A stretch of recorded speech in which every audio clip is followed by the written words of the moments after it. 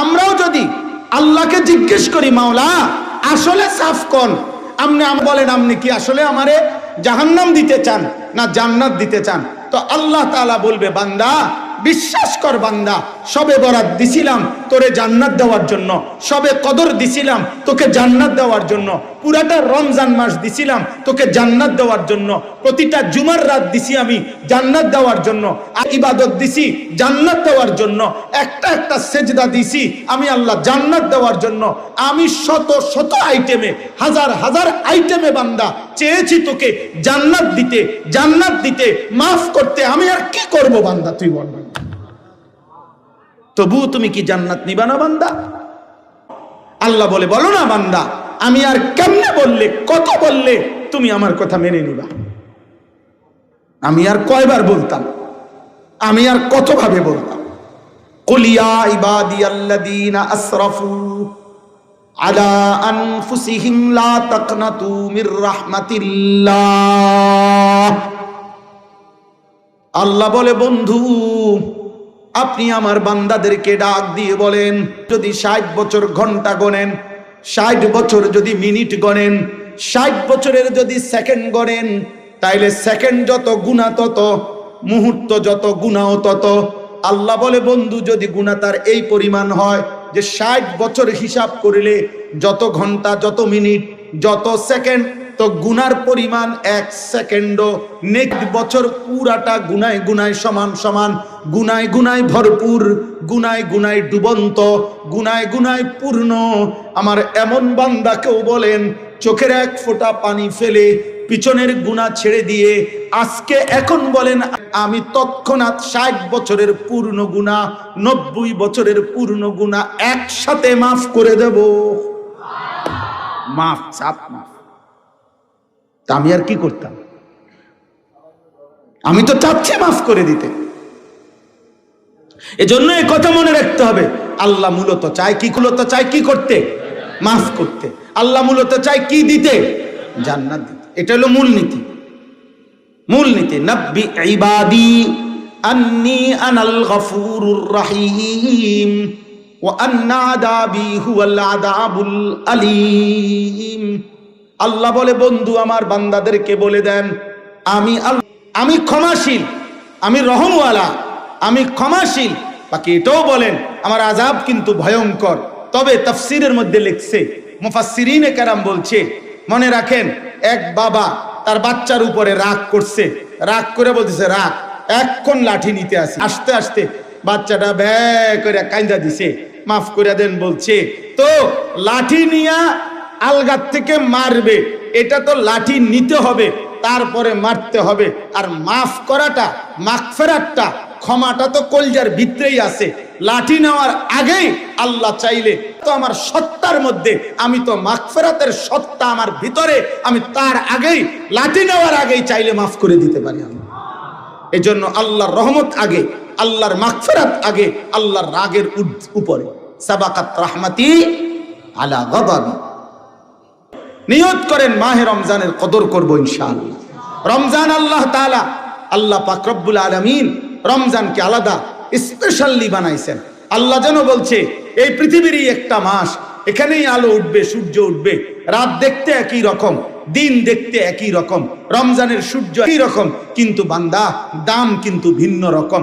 প্রতি ঘন্টা, minute, second স্বর্ণের দামে না, রৌপ্যের দামে না, মণি মুক্তার দামে না, তামাম জমিন ও আসমানের দামে না, বরং আল্লাহ, আমি আমার শান মোতাবেক দামে বান্দা তোমারে রমজান দেব। জন্য আমার শায়েখ আল্লামা মুফতি মুশতাকুন নবী কাসিমি হুজুর সবসময় এটা বলে, রমজান মাসে বান্দা যখন একটি সেজদা দেয়, তো আল্লাহ যেন বলে, প্রথম ঘোষণা তো আছেই, ফেরেশতা সেজদা দিবে একটা, তুমি লিখবা 70টা। কয়টা? 70টা। না, 70টা না। প্রথম তো সিদ্ধান্ত এটা 70, কিন্তু এই 70 লেখবার তাকিয়ে যেন জিজ্ঞেস করে, আল্লাহ আপনার বান্দার রমজানের এই সেজদাটার নেকি 70 লিখবো কিনা। আল্লাহ পাক যেন বলে, আচ্ছা রাখো, আমি আগে ওর একটু দেখে লই, দেখি সেজদাটা কেমন হয়েছে, তার দিলটা কেমন, তার গুনাহমুক্ত হালাতটা কেমন, তার রমজানের কদরটা কেমন। আল্লাহ তাকাইয়া যেন বলে, না 700 লেখো, 7000 লেখো। 7 লাখ লেখো। এইভাবে আল্লাহ তাআলা নেকি বাড়াইতে থাকে।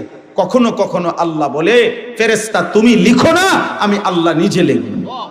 সাআক্তুব, আমি রমজান অনেক দামে কেন? মালিক যেন বলে, বান্দা আমি অনেক দেব, অনেক দেব, অনেক দেব। কারণ ওই যে সিদ্ধান্ত আমার, আমি তো তোমারে জান্নাত দিতে চাই, আমি তো তোমারে জান্নাত দিতে চাই। উর্দু কিতাবে পড়ছিলাম, উর্দু কিতাবে ইউনুস আলাইহিস সালাম আল্লাহকে বলছিলেন যে আল্লাহ আমার জাতি আর ঈমান আনবে না, আপনি তা করে ধ্বংস করে দেন। তখন আল্লাহ তাআলা বলছিলেন, ইউনুস ওই যে একটা লোক মাটির পাতিল বানাইতেছে, তুমি তার কাছে কুদ্দুর যাও, গিয়া তারে বলো যে আপনার হাতে বানানো একটা মাটির পাতিল, আপনি এটা ভাঙ্গা ফেলেন। ভাঙ্গালাম, হাতের বানানো মাটির পাতিল, তো আপনার হাতে বানানো এই একটি মাটির পাতিল আপনি দয়া করে ভেঙে ফেলেন। তখন ওই লোকটা বলছে, কেন আপনি আমাকে এই কথা বললেন? যে মাটির পাতিল আমি নিজের হাতে কষ্ট করে বানাইছি, আমি এটা আবার মুসা আলাইহিস সালাম আল্লাহকে বলছে, আল্লাহ ওই বেটা তো বলতেছে তার হাতে গড়া মাটির পাতিল সে ভাঙবে না, সে ভাঙতে চাচ্ছে না কোনোভাবে। মহান আল্লাহ পাক রব্বুল আলামিন বললেন, ইউনুস তাইলে যারে আমি 9 মাস মায়ের রেহেমের মধ্যে আমার নিজ হাতে আমার যে বান্দাকে নাক লাগাইলাম, চোখ লাগাইলাম, হাত লাগাইলাম, তিল করে বানাইলাম, আমার হাতে গড়া বান্দা আমি কেমনে ধ্বংস করে দেব? ধ্বংস করে দেব কেন? আমি তো অপেক্ষায় আছি, সে যদি কোনোদিন রাত গভীরে মাফ চায়, সে যদি কোনোদিন ফিরে আসে। ইন আতাইতানি লাইলান আতাইতুকা লাইলা, ইন আতাইতানি নাহারান আতাইতুকা নাহারা। বাহ! মালিক বলে, বান্দা তুমি যদি রাত গভীরে গুনাহ নিয়ে আসো, আমি রাত গভীরেই মাগফিরাত নিয়ে আসব। তুমি দিনে আসলে আমি দিনে আসব, তুমি আসবে যখন আমি আসব। হায় যুবক, কারে দেখলাম বা এই মোবাইলের নর্তকী দেখা কি সুখ পাইলা? বেঈমানের মতো চুল রাইখা কি ইজ্জত পাইলা? কোন বেঈমান কোনোদিন তো তোমারে দেখতেও আসবে না, ধন্যবাদ জানাইতেও আসবে। এই পৃথিবীর কোন বেঈমান, যারা বেঈমান মুশরিক, কোন বেঈমান আজ পর্যন্ত কোনোদিন তোমার একটা ধন্যবাদ জানাইছিনি? যে পৃথিবীতে যারা যারা যারা যারা আমার মতো চুল রাখছেন তাদেরকে ওয়েলকাম, তাদেরকে ধন্যবাদ। একটা বেঈমানও তো জীবনে কোনোদিন ধন্যবাদটুকু জানাবে না। অথচ রাসূলুল্লাহ সাল্লাল্লাহু আলাইহি সাল্লাম তো আমি মুহাম্মদ সাল্লাল্লাহু আলাইহি সাল্লাম, আমি নবী ওয়াদা দিলাম, উম্মত আমার সুন্নতের আশিক তোরে আমি সাথে নিয়ে আমি একসাথে জান্নাতে ঢুকবো। তো তিনি তো ওয়াদা দিছেন, নবী সাল্লাল্লাহু আলাইহি সাল্লাম তো ওয়াদা দিছেন, উম্মত আমার সুন্নাত অনুসরণ করো। মিটার জায়গার মধ্যে মাদ্রাসা আছে, চারিদিকে মাদ্রাসা, চারিদিকে মসজিদ, দাড়ি টুপিওয়ালা মানুষ, চারিদিকে আল্লাহর কোরআনের তিলাওয়াত, এত হাফেজ, এত আলেম, এত হাজি, এত ইমাম, এত খতিব, এত জুমার বয়ান, এত কিছুর ভিতরে থাইকা আপনার ছেলেটা 365 দিনে খোদার 1 বছর কোনদিন বাচ্চা কেমনে? আমি এটা বুঝি না, আমি বুঝি না, আমি বুঝি না। এই ব্যর্থতা নিয়ে ওই বাবা ঘুমায় কেমনে, ওই মা ঘুমায় কেমনে? আপনারা কি ফুত মানুষ করতে নাছেন, কি সংসার করতে নাছেন, আপনারাই করতে পারেন। আফসোস, তুমি বেটা স্বামী, তোমার বেডি প্রত্যেক দিন বেপর্দা বাজারে বাজারে ঘুরে, বউ তোমার রং চায় রাস্তার মানুষে, এরকম আকামলা বেডই তুমি কিত্তা হইলা বিয়া? হ্যাঁ বেটা, আকামলা বেটা, এটা তো কাপুরুষ কিসিমের মানুষ বেটা, আত্মমর্যাদাহীন মানুষ বেটা। আরে ছেলে, এটাও তো তোর মতো ইমানদার ভাইয়ের আত্মসম্মানে লাগার কথা, গায়রাতে লাগার কথা যে আমি ভাই, আমার বোন কেন বেপর্দা হবে বেটা?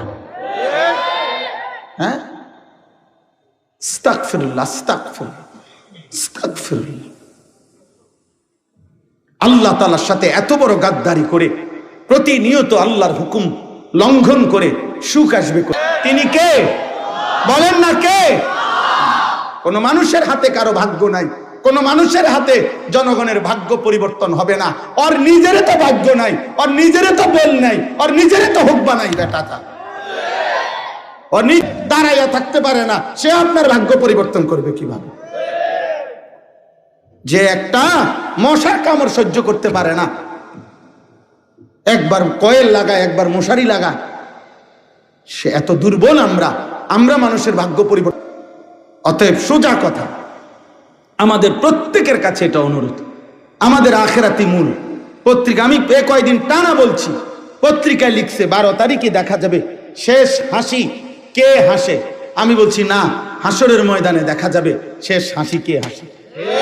আর আল্লাহ শরীফ কোরআনে আল্লাহ বলছে হাসরের ময়দানে ইমানদার সমস্ত কাফের নাফরমান বেঈমান পাপীদেরকে দেখে ইয়াদহাকুন, হাসবে হাসবে হাসবে। এজন্য শেষ হাসি মোমেন হাসবে, শেষ হাসি সেজদাওয়ালারা হাসবে ইনশাআল্লাহ।